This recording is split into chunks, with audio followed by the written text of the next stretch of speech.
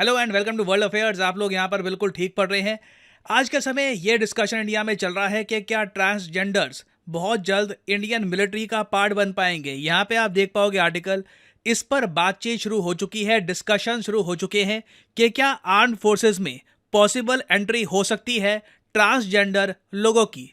इस पर आपको कई आर्टिकल्स मिलेंगे, कई रिपोर्ट्स इस पर पब्लिश हो रही है कि क्या इंडिया उस एक्सक्लूसिव 19 कंट्रीज के ग्रुप को ज्वाइन कर लेगा जहां पर ट्रांसजेंडर लोग मिलिट्री में सर्विस देते हैं। जी हां, दुनिया में 19 से ऊपर देश हैं जहां पर ट्रांसजेंडर लोग मिलिट्री में कहीं ना कहीं एज ए जनरल या फिर सोल्जर अपना रोल निभा रहे हैं। इसमें यूएस समेत कई इंपॉर्टेंट कंट्रीज शामिल है। एग्जाम्पल के लिए अगर मैं आपको दिखाऊं, यहाँ पे आप देख पाओगे ये यूएस मिलिट्री का मैं आपको एग्जांपल दिखा रहा हूं।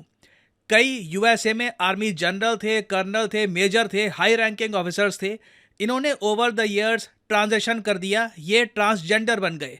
यहाँ पे आप देख पाएंगे वेरियस एग्जांपल्स, और इनमें से कई लोग तो आज के समय यूएस एयरफोर्स को, यूएस स्पेस फोर्स को हाई लेवल पर रिप्रेजेंट कर रहे हैं। नाउ मैं ये ऐड कर दूं कि ये जो इशू है ना कि ट्रांसजेंडर्स को मिलिट्री में होना चाहिए या नहीं होना चाहिए, यूएसए में भी एक बहुत ही कंट्रोवर्शियल इशू है। बराक ओबामा ने अपनी सेकेंड टर्म में इस चीज़ को अलाउ कर दिया था कि ट्रांसजेंडर भी यूएस मिलिट्री का पार्ट बन सकते हैं, मगर डोनाल्ड ट्रंप ने जब पावर संभाली, डोनाल्ड ट्रंप जब यूएसए के प्रेसिडेंट बने, तब इन्होंने ट्रांसजेंडर्स को यूएस मिलिट्री से बैन कर दिया था। और ट्रंप ने अभी भी ये वादा किया है। बाय द वे मैं आपको बता दूं, ट्रंप यूएसए के प्रेसिडेंट थे 2020 तक। जैसे ही ट्रंप की प्रेसिडेंसी खत्म हुई और बाइडन की प्रेसिडेंसी स्टार्ट हुई, बाइडन ने अपनी प्रेसिडेंसी के अंडर वापस ट्रांसजेंडर्स को अलाउ कर दिया था यूएस मिलिट्री में। तो आज के समय ट्रांसजेंडर्स अलाउड हैं यूएस मिलिट्री में, बट ट्रंप ने यह वादा किया है अपने वोटर बेस को कि जब वो पावर में वापस आएंगे तब ये ट्रांसजेंडर्स पर फिर से बैन लगा देंगे। ये जो क्लिप है मैं चाहता हूं आप देखें। I will also restore the Trump ban on transgender in the military. We had a ban. We had a ban, and the ban was immediately lifted like 24 hours after this incompetent fool got elected. Just as I did for 4 years, I will fully uphold the Second Amendment. अब यहाँ पे आपके mind में question आ सकता है कि Trump transgender लोगों के अगेंस्ट क्यों हैं, बाइडन उनके सपोर्ट में क्यों है, इसमें यूएस में पॉलिटिक्स क्या चल रही है। वेल, ये सब समझने से पहले ना आपको पहले तो ये जानना होगा कि ट्रांसजेंडर जो ये वर्ड है इसकी डेफिनेशन क्या है। आई एम श्योर आप लोगों ने LGBTQ+ के बारे में सुना होगा। एक टाइम पर जो ये एक्रोनिम है ये सिर्फ LGBTQ हुआ करता था, प्लस रिसेंटली ऐड कर दिया क्योंकि कई और आइडेंटिटी के जो लोग हैं ये यहाँ पर ऐड हो रहे थे, तो काफ़ी लंबा एक्रोनिम बन गया था, तो इसलिए एंड में प्लस यहाँ पर लगा दिया गया। LGBTQ में L stands for lesbian, G stands for gay, B for bisexual और T stands for transgender. Transgender एक ऐसा व्यक्ति होता है जो अपने जेंडर से आइडेंटिफाई नहीं कर पाता। मतलब कि एग्जाम्पल के लिए एक व्यक्ति है, वो पैदा हुआ था बायोलॉजिकली एक मेल, मगर वो एक मेल खुद को आइडेंटिफाई नहीं करता, उसको लगता है कि वो फीमेल है। तो उसके बाद कुछ मेडिकल प्रोसीजर करने के बाद वो खुद को आइडेंटिफाई करना स्टार्ट कर देता है एज ए फीमेल। तो जब हम कहते हैं एक ट्रांसजेंडर फीमेल, तो मतलब कि बायोलॉजिकली वो व्यक्ति एज ए मेल पैदा हुआ था, बाद में उसने ट्रांजिशन किया है टुवर्ड्स बीइंग ए फीमेल। और ऐसा नहीं है कि ट्रांसजेंडर सिर्फ वही व्यक्ति होगा जो पैदा हुआ था एज ए मेल, नहीं। अब ये ऑपोजिट भी हो सकता है। कोई पर्सन जो बाय बर्थ फीमेल हो, बाद में कहे कि वो आइडेंटिफाई करता है एज ए मेल, तो उसे भी आप एक ट्रांसजेंडर ही कहेंगे। और ट्रांसजेंडर राइट्स की अगर हम बात करें ना, तो इंडिया कई पश्चिमी देशों से भी आगे है। 2014 में इंडिया के एक कोर्ट ने ये ओपनली कह दिया था कि ट्रांसजेंडर्स को इंडिया में हम रिकॉग्नाइज करेंगे एज ए थर्ड जेंडर। ये देखिए बहुत ही इंपॉर्टेंट है, क्योंकि जब आप कहते हो ठीक है हम ट्रांसजेंडर्स को ना थर्ड जेंडर में डालेंगे, तो कल को उनके लिए हेल्थ केयर प्रोवाइड करना, उनके लिए लॉज बनाना, उनके लिए स्कीम्स लॉन्च करना ज़्यादा आसान हो जाता है, क्योंकि आप उनको आइडेंटिफाई करते हो एज ए थर्ड जेंडर। और वैसे मैं आपको बता दूं, दुनिया में बहुत कम देश हैं, ये जो नीले देश आपको दिख रहे हैं, यही कंट्रीज थर्ड जेंडर की ऑप्शन देती है। इंडिया में आपने देखा होगा, आप कोई एग्ज़ाम का फॉर्म भी फिल करने के लिए जाओ ना, कोई सरकारी एग्ज़ाम का फॉर्म है, कुछ है, वहाँ पर भी आपको थर्ड जेंडर नॉन बाइनरी की ऑप्शन आपको दी जाएगी। ये ऑप्शन यूरोप के कई देशों में नहीं दी जाती। जर्मनी में भी आज के समय इस बात को लेकर डिबेट हो रहा है कि थर्ड जेंडर की कैटेगरी अलाउ करे या ना करे। फ्रांस में भी इस बात को लेकर डिबेट है। कुछ यूरोपियन कंट्रीज हैं जिन्होंने इस मामले में कुछ प्रोग्रेस करी है, जैसे कि आइसलैंड आप कह सकते हैं, उसके अलावा डेनमार्क है। बट ओवरऑल आप कहोगे इंडिया यूरोपियन कंट्रीज से भी आगे है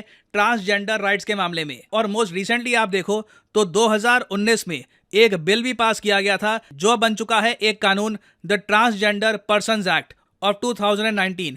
इसमें देखो प्रॉपरली लिखा है कि जो लोग तीसरे जेंडर को बिलोंग करते हैं, जो लोग ट्रांसजेंडर हैं, उनके साथ भेदभाव नहीं किया जाएगा, उनके साथ डिस्क्रिमिनेशन नहीं हो सकती। मतलब कि आप किसी आदमी को ये नहीं कह सकते कि सिंपली तुम ट्रांसजेंडर हो इसलिए तुम्हें नौकरी नहीं दी जा रही या फिर इसलिए तुमको ये घर नहीं दिया जा रहा। भेदभाव खत्म कर दिया गया। और साथ ही साथ ये भी बोला गया कि ट्रांसजेंडर लोगों को, थर्ड जेंडर लोगों को अब इक्वल अपॉर्चुनिटी मिलेगी। जो अपॉर्चुनिटी मेल फीमेल को मिलती है वो थर्ड जेंडर को भी मिलेगी। और इसी कानून के बेसिस पर ना आज के समय ये अब डिस्कशन हो रहा है कि जो ये अपॉर्चुनिटी की हम बात करते हैं कि उन्हें हर जगह अपॉर्चुनिटी मिलनी चाहिए, तो क्या ये अपॉर्चुनिटी का स्कोप हम मिलिट्री पे भी लागू करेंगे कि क्या मिलिट्री में भी हम रूम बनाए ट्रांसजेंडर्स के लिए? क्योंकि देखिए ट्रांसजेंडर्स को मिलिट्री में इंक्लूड करना बहुत आसान प्रोसेस नहीं है। यूएसए में इस चीज़ को लेकर काफ़ी स्ट्रगल्स हुई हैं, काफ़ी डिबेट्स हुए हैं और मैं आपको बताऊंगा इसका रीज़न क्या है। देखो यूएसए में जो इनका एक्सपीरियंस रहा है, क्योंकि जैसे मैंने आपको बताया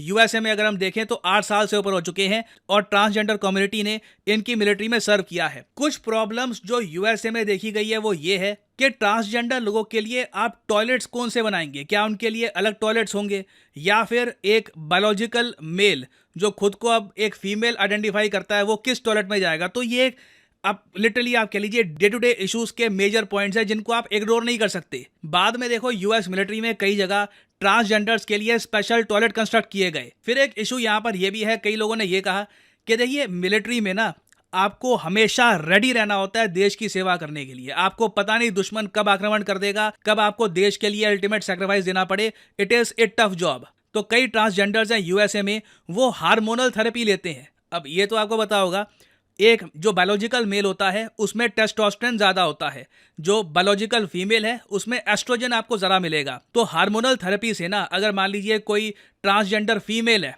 ठीक है, पैदा हुई थी as a male, now she identifies herself as a female, तो वो हार्मोनल थेरेपी लेगी ताकि उनकी बॉडी में वो चेंजेस आए जिससे वो ज्यादा फेमिनिन लगे। तो ऐसे केसेस में क्या हम कह सकते हैं कि क्या वो व्यक्ति सर्विस के लिए, वॉर के लिए, किसी मिलिट्री ऑपरेशन के लिए हमेशा रेडी रहेगा, नहीं रहेगा? It is a question. तो यूएसए में ये जो इशू है काफी बार उठाया गया है।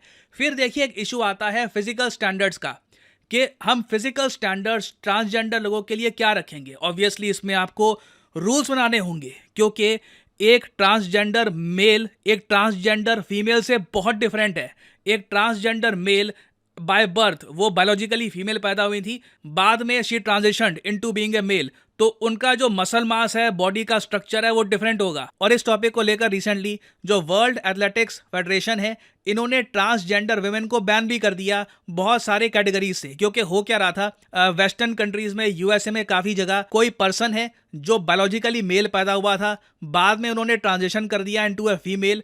देखिए उनका जो मसल मास है, जो बॉडी स्ट्रक्चर है वो अभी भी काफी मैस्कुलिन है और कोई ऐसे स्पोर्ट्स जहां पर फीमेल्स कंपीट कर रही हैं उनको बड़ा एडवांटेज मिलता था। तो ये सब देखकर वर्ल्ड एथलेटिक्स ने रिसेंटली ट्रांसजेंडर वुमेन पे ये बैन लगा दिया। अगेन मिलिट्री में आप कैसे इनकॉर्पोरेट करोगे इन सब रूल्स को, उनके लिए फिजिकल स्टैंडर्ड्स आप क्या रखोगे, this will be a test. ये आसान काम नहीं होगा। यूएसए में ऑलरेडी ये लोग स्ट्रगल कर रहे हैं इस इशू को लेकर। कई इनके जो बड़े पॉलिटिशियन है, फॉर एग्जांपल डोनाल्ड ट्रंप, ये लोग कह रहे हैं कि बहुत ज़्यादा मेहनत लगती है ट्रांसजेंडर लोगों को मिलिट्री में लाने में, तो ये ऑल टुगेदर बैन ही कर देंगे। तो अगेन मैं यहाँ पे फाइनली आपसे पूछना चाहूँगा कि आपके हिसाब से इंडिया को क्या रास्ता अपनाना चाहिए?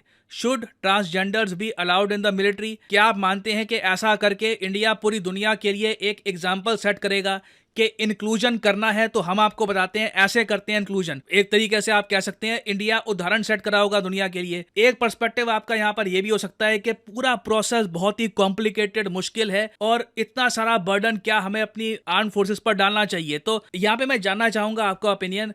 क्या आप इस आइडिया के फॉर हैं या अगेंस्ट हैं? लिखेगा इसके बारे में कॉमेंट सेक्शन में।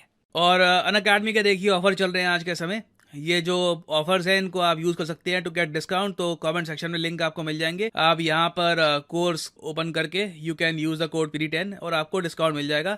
और जो सेल्स टाइम टू टाइम आती रहती है इनका भी आप लाभ उठा पाएंगे। So this is the end of the video. Thanks for listening, and as always, may the gods watch over you.